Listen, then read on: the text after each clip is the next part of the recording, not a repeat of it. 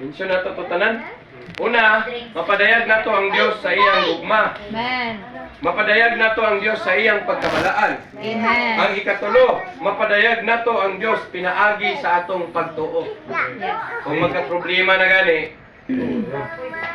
mo to ingon nimo nga maglibog sa brad, growing in faith. Kinahanglan mo tubo gyud ning pagtuo. Amen. Kay pinaagi sa atong pagtuo sa Ginoo, mapadayag na to ang Dios. Wala ba tay pagtuo? Unya ang pagtuo si Kristo na.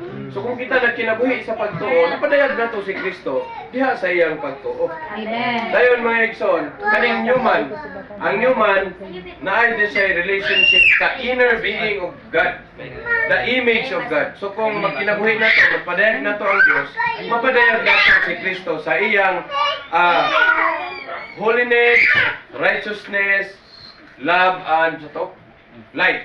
Amen. Love and light. Mo na yung human mga igsoon. Dayon ang last dayon, golden lampstand.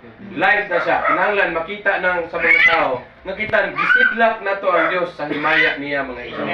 So kung basaho na to ning embodiment of God, ang kingdom of God mapadayag na to ang Dios pinaagi sa iyang gugma, sa iyang pagkabalaan, sa atong pagtuo, sa atong sa iyang inner being, sa iyang light, sa iyang siya nga kahayag mga igsoon. Mo to siya ang outline sa atong gipahimuslan karon mga igsoon.